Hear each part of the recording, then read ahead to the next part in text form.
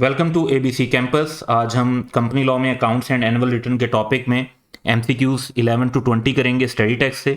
तो क्वेश्चन 11 है कि directors report of public company shall address all the material changes occurred during the financial year which affect the business of company, any other company in which the company has interest, any of its subsidiaries।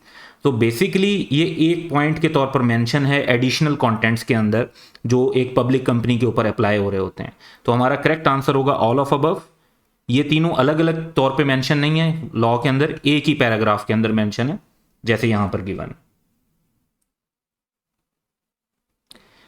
Question है कि directors report and statement of compliance must be approved by the board and signed by. तो इस पर जो signature होते हैं वो chief executive and director के होने होते हैं। तो हमारा जो करेक्ट आंसर होगा वो ऑप्शन डी होगा। सीएफओ के सिग्नेचर फाइनेंशियल स्टेटमेंट्स पर चाहिए, डायरेक्टर रिपोर्ट पर नहीं होते। तो करेक्ट आंसर ऑप्शन डी है।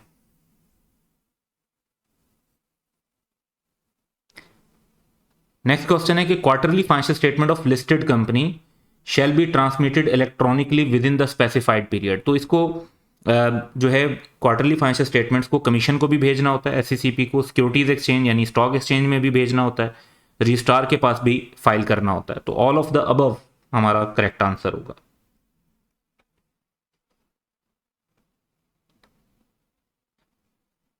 क्वेश्चन है कि directors of company have decided to keep the books of account at place other than registered office of the company. Default जो है वो तो यही है कि रजिस्टर्ड ऑफिस पे रखना होता है।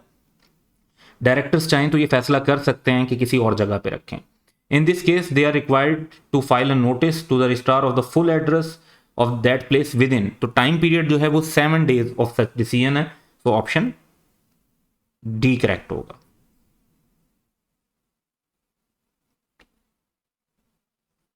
क्वेश्चन 15 है कि copy of audited financial statement, auditor report, director report shall be sent to every member at his registered address. ये एटलीस्ट 21 days बिफोर हमने भेजनी होती है नोटिस के साथ। तो एजीएम के टाइम पे भेजी जाती है, तो एजीएम से 21 days पहले नोटिस के साथ ही भेजी जाती है। क्वेश्चन है कि ABC limited is a listed company and prepares its annual financial statement every year on 30th June. It is required to file the quarterly financial statement for the quarter ending 31st December 2021। ये इसका second quarter है,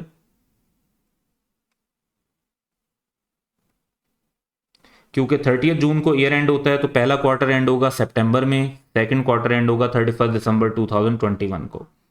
तो दिसंबर में जो quarter and हो रहा है ये सेकंड क्वार्टर है। सेकंड क्वार्टर के लिए जो टाइम लिमिट होती है वो होती है 60 days की।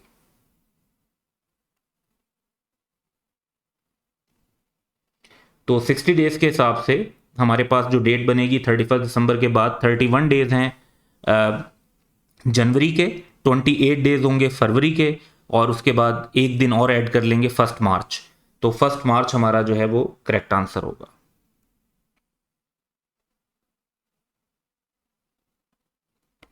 क्वेश्चन 17 है कि where the financial year of subsidiary precedes the day on which holding company financial year ends by more than. इसमें जो लॉ के अंदर टाइम है वो मंथ्स में नहीं मेंशन, वो डेज में मेंशन है, और वो टाइम है 90 days। Such subsidiary shell make an interim closing on the day on which the holding company financial year ends and prepare financial statement for consolidation purposes. तो time period जो इसमें mention है वो 90 days का। Question 18 है कि ABC limited is holding company of XYZ limited and their financial years do not coincide, यानी financial years match नहीं कर रहे। In order to request extension of financial year the application to commission may be made by. अच्छा, इसमें यह जहन में रखना है कि जो रिस्पॉन्सिबिलिटी होती है कि फाइनेंशियल ईयर कोइंसाइड करने चाहिए, ये होल्डिंग कंपनी के बोर्ड ऑफ डायरेक्टर्स की होती है कि वो ये इंश्योर करें। लेकिन जो पीरियड है वो किसी का भी एक्सटेंड या कम करने के लिए जो एप्लीकेशन है वो कमीशन को होल्डिंग कंपनी भी दे सकती है और सब्सिडरी कंपनी भी दे सकती है। तो एनी ऑफ द कंपनी जो है वो इसमें कर सकती है। तो हमारा ऑप्शन सी करेक्ट होगा, और उसके बाद वो कोइंसाइड हो जाएगा। तो ये जो लॉ ये कहता है कि इंश्योर किसने करना है कि ईयर कोइंसाइड हो, वो होल्डिंग कंपनी ने करना है। लेकिन फिर जो एप्लीकेशन है अपने ईयर को चेंज करने की, वो होल्डिंग कंपनी की तरफ से भी दी जा सकती है और सब्सिडरी कंपनी की तरफ से भी दी जा सकती है, जिसको SECP जो है वो एंटरटेन और फैसिलिटेट कर देगा। अब नेक्स्ट MCQ हमारे पास है कि XYZ limited financial year ended on 30th June 2019 and AGM was planned on 28th October 2019 but was not held। अब हेल्ड नहीं हुई तो ये डेट रेलिवेंट नहीं होगी एनुअल रिटर्न के लिए। The particulars of annual return must be prepared as on. जब AGM अगर होल्ड हो गई होती, यहाँ पर तो है नॉट, फिर तो हम यही 28 अक्टूबर लिख देते, लेकिन अगर AGM हेल्ड नहीं हुई तो फिर एंड ऑफ कैलेंडर ईयर करना पड़ेगा, यानी यहाँ पर हमारा आंसर आएगा 31 दिसंबर 2019, जो वो कैलेंडर ईयर है उसका एंड, तो उस पर होनी चाहिए। And it shall be filed with the registrar. Registrar के पास फाइल करनी होती है विद इन 30 डेज फ्रॉम। अब 30 डेज अगर आप ऐड करते हैं, फ्रॉम है इसलिए 31 दिसंबर को पहला दिन काउंट करेंगे और 29 डेज जनवरी के हो जाएंगे, तो 29 जनवरी 2020। तो इस हिसाब से अगर हम देखें तो हमारे पास जो आंसर डी है ये करेक्ट कंसीडर होगा।